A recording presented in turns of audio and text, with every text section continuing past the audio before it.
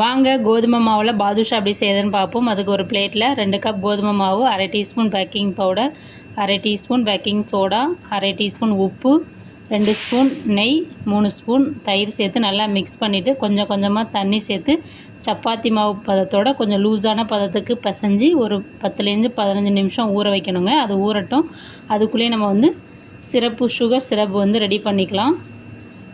அடுப்பில் ஒரு பேன் வச்சு அதில் 2 கப் சர்க்கரை, 1.5 கப் தண்ணி ஊற்றி மிதமான தீயில் வச்சு நல்லா கொதிக்க வைங்க. வாசனைக்காக ஏலக்காய் தூள் ஆட் பண்ணி நல்லா கொதிக்க வச்சு இந்த மாதிரி பிசு பதம் வந்தோடனே லெமனை பிழிஞ்சு எடுத்து வச்சிடலாம். அதை ஆறட்டும். இப்போ நம்ம 10 to 15 நிமிஷம் நல்லா ஊறிடுச்சு மாவு. அதில் சின்ன சின்ன உருண்டையாக எடுத்து இந்த மாதிரி உள்ளங்கையில் ரவுண்ட் ஷேப்பில் தட்டி இடையில ஒரு ஹோல் போட்டு இந்த மாதிரி கையால் விரலில் திருப்பினீங்கன்னா உங்களுக்கு பாதுஷா ஷேப் வந்துடுங்க. இப்போ நான் ஒரு பாத்திரத்தில் எண்ணெய் சூடு பண்ணி வச்சுருக்கேன். ரொம்ப ஹை ஃப்ளேமில் சூடு பண்ணாமல் லோ ஃப்ளேமில் சூடு பண்ணிவிட்டு மீடியமான ஃப்ளேயரில் வச்சு 2 பக்கம் பொரிச்சு எடுத்து ரெடி பண்ண சுகர் சிரப்பில் 10லேருந்து 15 நிமிஷம் ஊற வச்சு எடுத்தால் பாதுஷா தயார்.